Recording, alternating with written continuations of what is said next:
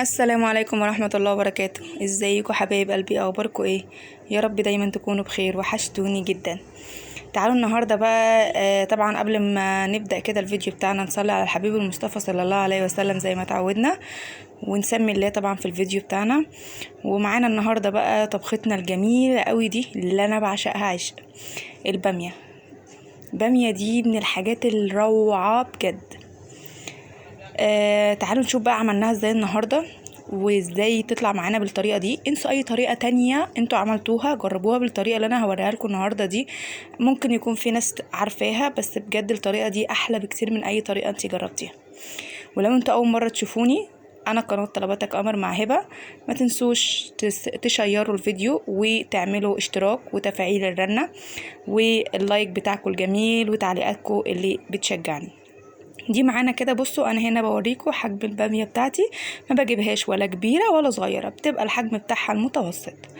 هنا كده انا بعد ما غسلتها، لاني لازم اغسلها قبل ما ابدا ان انا اقمعها، عشان خاطر انت لما بتغسليها بعد ما بتقمعيها بتطلع ماده كده لزجه كده، ما بتبقاش حلوه خالص.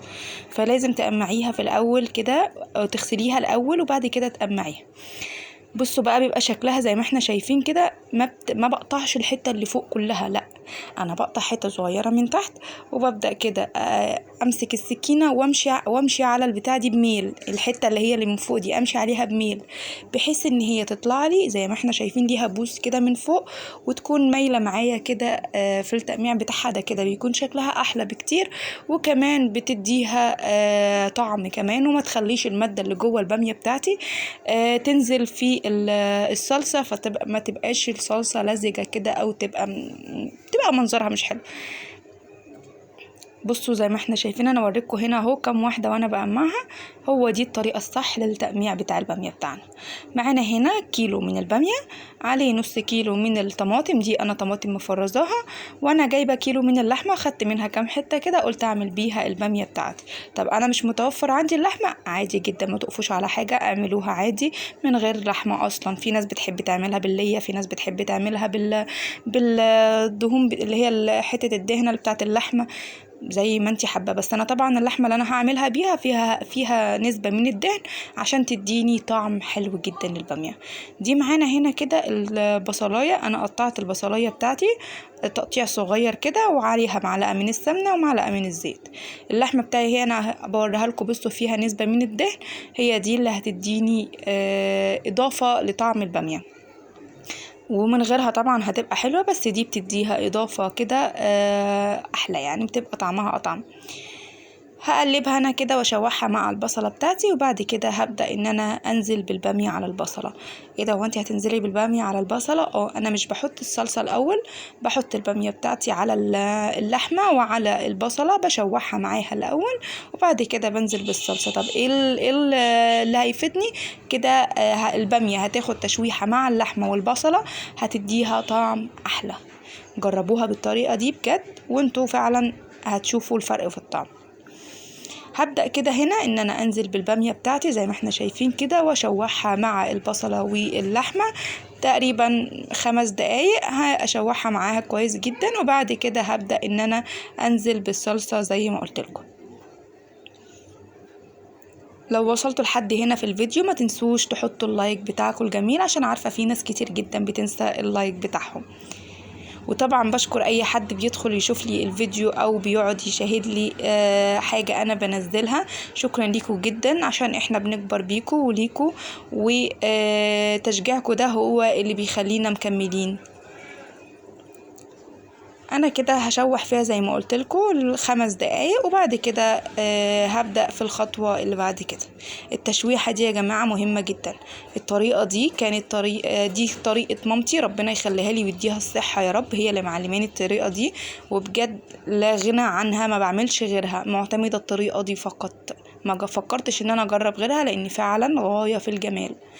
انا هنا كده زي ما احنا شايفين حطيت الصلصة، وعشان خاطر الصلصة بتاعتي كانت متجمدة في الفريزر فهي لسه جامدة، هغطي عليها مع الغليان بتاع النار بتاعتي، هتسيح لي الصلصة بتاعتي دي تماما.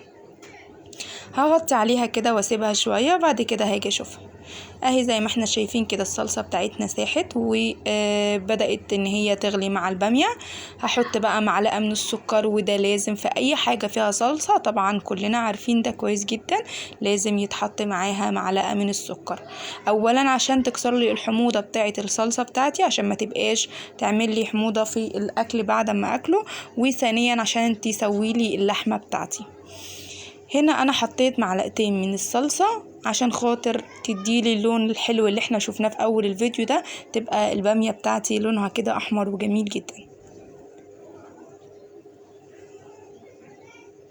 هنا انا قلبتها كويس جدا، وهغطي عليها واسيبها بقى شوية تتسبك شوية عن كده، وبعد كده هبدأ ان انا ازود المية بتاعتي. هنا كده بقى بعد ما اتسبكت معايا اهي، بس انا ما بسبكهاش قوي يا جماعه، لان التسبيك جامد قوي ده لما تيجي تاكلي الحاجه اللي فيها الصلصه وتكون متسبكه قوي دي بجد بتبقى مضره للمعده وبتعمل مشاكل كتير جدا. فانصحكم نصيحه مني ان انتم ما تسبكوش الحاجه جامد، يعني هي كده حلوه جدا. هبدأ كده زي ما احنا شايفين حطيت ميه، وتقريبا كوبايتين كبار اللي هو الشوب ده ميه، وهحط كبشتين من الشوربه. طبعا انتوا عايزين تستغنوا عن الشوربه عادي جدا، بس انا بحب احط كبشتين الشوربه، بتديها اضافه للنكهه، لان طبعا الشوربه بتبقى منكهه بكل البهارات اللي احنا حاطينها فيها. هما كبشتين 2 بس، لان اساسا الشوربه لما بتزوديها قوي في الحاجه اللي فيها الصلصه بتخلي لك الصلصه مش حمراء كده، بتبقى مديها لون اصفر كده. فهي كبشتين 2 حلوين قوي.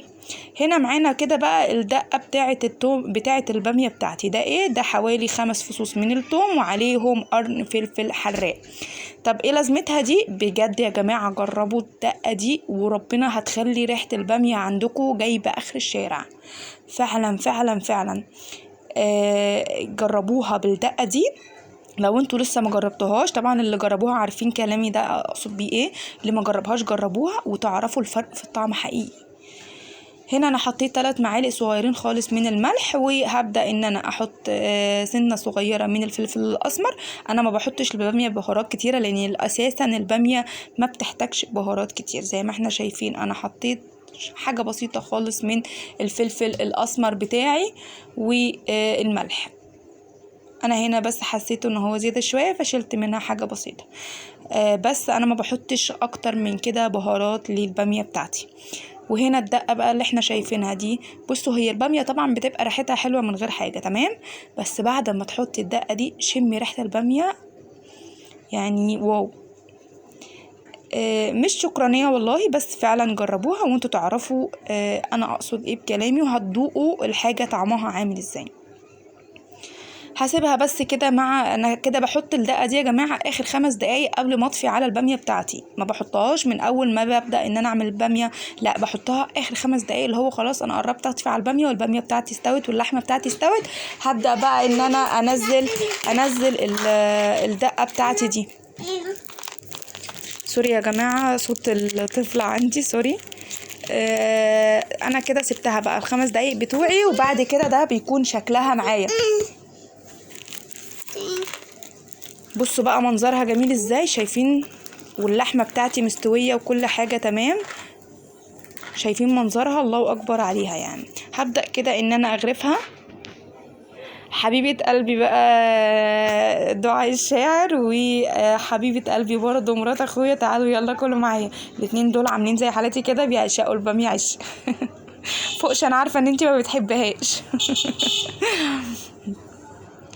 دي كده هنا يا جماعه بعد ما غرفناها لسه هكمل بقيه الغرف بتاعي. ده بيكون شكلها معايا.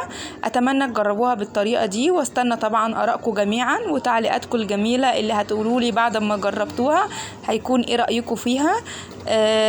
مش قادره اقول لكم قد ايه كانت بجد جميله جدا. ما تنسونيش في اللايك، في الشير، في السبسكرايب. اسيبكم في رعايه الله، مع الف سلامه.